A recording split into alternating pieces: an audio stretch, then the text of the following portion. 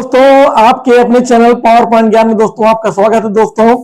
दोस्तों अभी पानी बहुत ज्यादा बिलासपुर में गिर रहा है। आई होप सो कि सभी जगह पानी बहुत ज्यादा गिर रहा है। तो अभी तो हम लोग कल से पूरा रात दिन से पानी गिर रहा है दोस्तों। तो इस पानी का थोड़ा आनंद लीजिए और जहां जहां आप लोग हैं वहां वहां बैठकर मेरी वीडियो को ज्यादा से ज्यादा देखें और शेयर करें। दोस्तों मैं बहुत कम शब्दों में अपना टॉपिक चालू करना चाहता हूं। आज का हमारा टॉपिक है दोस्तों यूनिट फ्लेम फेलियर प्रोटेक्शन, या इसको कहीं कहीं फ्लेम फेलियर प्रोटेक्शन भी बोला जाता है। तो दोस्तों ये फ्लेम फेलियर प्रोटेक्शन बहुत ज्यादा पूछे जाने वाले सवालों में से एक सवाल है। जो भी भाई लोग पीएफ बॉयलर में काम करते हैं दोस्तों, उनके लिए ये एक वरदान साबित होने वाला है। तो एक बार जान जाइए कि ये फ्लेम फेलियर प्रोटेक्शन होता क्या है, इसका क्या है लॉजिक। दोस्तों फ्लेम फेलियर प्रोटेक्शन जो बताता है कि मान लीजिए सपोज कि आपके 8 एलिवेशन है या किसी के प्लांट में 6 एलिवेशन है और 6 एलिवेशन में न ऑयल गन का और न ही पोलराइजर का एक भी फ्लेम आपका नहीं दिख रहा है, नहीं शो हो रहा है एनालॉग इनपुट पर। मतलब हमारा फ्लेम कौन सेंस करता है दोस्तों? स्कैनर। तो स्कैनर एक डिजिटल होता है और एक एनालॉग होता है। अगर एनालॉग पर हमारा फ्लेम नहीं शो हो रहा है 16 के 16, मतलब जो उसके जैसे मान लीजिए 4 व्हील है, 4 के जो होंगे 16 एनालॉग होंगे। तो जो 16 एनालॉग होंगे उस पे एक भी जो है फ्लेम अगर नहीं शो कर रहा है या ऑयल गन का फ्लेम नहीं शो कर रहा है, तो उस कंडीशन में हमारे बॉयलर में नो फ्लेम सेंस की कंडीशन पे FSSS को एक चीज समझ में आ जाता है कि बॉयलर में कोई भी फ्लेम नहीं है, बॉयलर अनसेफ कंडीशन है और बॉयलर में एक्सप्लोजन ना हो, उसके लिए जो है unit flame failure protection act हो जाता है और हमारे बॉयलर पे MFT लग करके बॉयलर बंद हो जाता है। दोस्तों इतनी छोटी सी बात है, इसी को मैं लॉजिक के माध्यम से बताना चाहूंगा दोस्तों। तो थोड़ा सा ध्यान दीजिए। देखिए हम लोग बताने जा रहे हैं यूनिट फ्लेम फेलियर प्रोटेक्शन। अब हमारे यहाँ टोटल 8 एलिवेशन है। सेम मैं 1 एलिवेशन बताऊंगा तो आप समझ जाइएगा कि 8 एलिवेशन में अगर ऐसा होता है तो हमारा फ्लेम फेलियर प्रोटेक्शन एक्ट हो जाएगा। तो देखिए हम सिंगल एलिवेशन के लिए बताते हैं। कहता है फ्लेम फेलियर प्रोटेक्शन में कि सबसे पहले ये क्या चेक करेगा? Feeder of. अगर हमारा फीडर ऑफ है तो हमारा जो होगा फ्लेम फेलियर प्रोटेक्शन होगा। दूसरा बोलता है एलिवेशन पावर फेलियर, मतलब जिस भी एलिवेशन है, जो भी एलिवेशन है, अगर उस सभी एलिवेशन में हमारे पावर फेल हो जाए, पावर की सप्लाई फेल हो जाए, तो भी हमारा जो है फ्लेम फेलियर प्रोटेक्शन पे बॉयलर जो है MFT लग जाता है। और तीसरे कंडीशन में जो सी मैंने लिखा है उसमें 3 बता रहा है। पहला बोल रहा है 3/4 safe scanner intensity less than 20%। मतलब जैसे है कि 1 मील का हमारे पास जो होता है 4 जो होता है स्कैनर होता है जो फ्लेम सेंस करता है, उसमें से अगर 3 जो है इंटेंसिटी जो है लेस देन 20% हो जाती है। और साथ ही जो होता है फ्लिकरिंग फ्रीक्वेंसी ऑयल के केस में 2.5 हर्ट्ज है और कोल के केस में 26 हर्ट्ज है। और साथ ही जो होता है 4 में से 2 नोजल जो है प्रूव नहीं हो पाते हैं, तो उस कंडीशन पे जो होता है हमारा जो है फ्लेम फेलियर प्रोटेक्शन एक्ट हो जाता है। तो दोस्तों ये केवल एक एलिवेशन का मैं बता रहा हूं। सेम इसी तरीके से हमारा जो है 2 एलिवेशन, 3 एलिवेशन, 4 एलिवेशन और यहां तक कि टोटल 8 एलिवेशन में इसी तरीके का तीनों अगर कंडीशन अप्लाई होता है तो हमारा बॉयलर जो है उसमें FSSS को ये समझ में आ जाता है कि अब हमारे बॉयलर में एक भी फ्लेम नहीं बचा है। तो बॉयलर की सेफ्टी के लिए जो होता है एक्सप्लोजन ना हो, हमारा जो है फ्लेम फेलियर प्रोटेक्शन एक्ट हो जाता है। दोस्तों हम लोगों ने फ्लेम फेलियर प्रोटेक्शन देख लिया कि फ्लेम फेलियर प्रोटेक्शन के लिए क्या जो है कंडीशंस हैं। अब दोस्तों मैं अगर ब्रीफ में या सारांश में 2 शब्दों में बताना चाहूं कि फ्लेम फेलियर प्रोटेक्शन क्या है, इतना लंबा चौड़ा ना बोल करके, तो 2 शब्दों में फ्लेम फेलियर प्रोटेक्शन को हम कैसे समझा सकते हैं। तो दोस्तों इसका बॉटम लाइन मैंने तैयार किया, थोड़ा ध्यान दीजिएगा। Unit flame failure trip occur if flame failure protection is armed and all 8 elevation voted for no flame।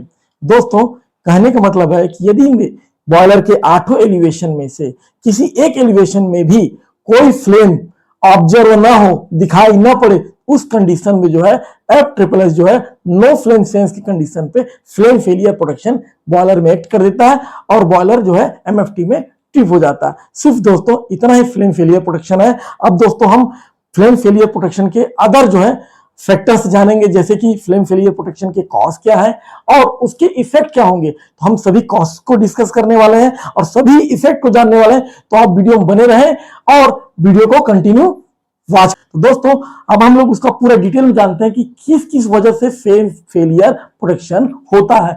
तो उसके कई सारे जो है कॉजेस हैं। पहला मैं कॉज डिस्कस करने वाला हूं, डर्टी ऑयल बर्नर या गैस बर्नर। या बर्नर नोजल जाम या वार्म बर्नर नोजल। दोस्तों इसका कहने का मतलब है कि यदि मेरा ऑयल या गैस बर्नर डल्टी हो गया है बहुत ज्यादा, या फिर बर्नर नोजल के अंदर में जामिंग है, कुछ आकर फंस गया है, या फिर वार्म बर्नर नोजल मतलब बर्नर जो नोजल है वो घिस गया है, तो वो भी एक कारण बनता है फ्लेम फेलियर का।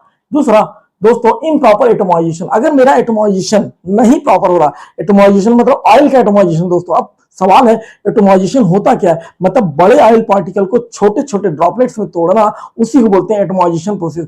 दोस्तों एटमोमाइजेशन भी तीन प्रकार के होते हैं, एक होता है प्रेशर एटमोमाइजेशन, दूसरा होता है स्टीम एटमोमाइजेशन और तीसरा होता है एयर एटमोमाइजेशन। दोस्तों थोड़ा ब्रीफ करूंगा, प्रेशर एटमोमाइजेशन क्या होता है। प्रेशर एटमोमाइजेशन मतलब कि हम जो है ऑयल को एक हैवी जो है हाई प्रेशर से बर्नर नोजल के अंदर मतलब नोजल के अंदर पुश करते हैं, तो ऑयल जो है हाई प्रेशर से जब गुजरता है तो छोटे छोटे ड्रॉपलेट्स में टूट जाता है, उसी बोलते हैं प्रेशर एटमोमाइजेशन। दूसरा होता है स्टीम एटमोमाइजेशन। दोस्तों इसमें क्या करते हैं, स्टीम और ऑयल के मिक्सचर को रेडी करते हैं और उसको क्या करते हैं, स्प्रे तैयार करते हैं। और तीसरा होता है एयर एटमोमाइजेशन। दोस्तों इसमें क्या होता है, कंप्रेस्ड एयर के थ्रू जो होता है ऑयल को जो प्रेशराइज करके जो उसको छोटे छोटे ड्रॉपलेट्स तोड़ते हैं, उसको बोलते हैं एयर एटमोमाइजेशन। अगर मेरा एटमोमाइजेशन सही तरीके से नहीं हो रहा, इम्प्रॉपर तरीके से हो रहा, इसका मतलब है फ्लेम फेलियर प्रोडक्शन उसकी वजह से भी होगा। तीसरा है दोस्तों इम्प्रॉपर फ्यूल प्रेशर। दोस्तों जो हम बॉयलर में जो फ्यूल दे रहे हैं, अगर उसका प्रेशर फ्यूल का अनइवन है, प्रॉपर नहीं है, उस वजह से भी जो होता है हमारा फ्लेम फेलियर होने के चांसेस हैं। दोस्तों चौथा है फॉल्टी फ्लेम स्कैनर और स्कैनर लेंस फॉल्ट।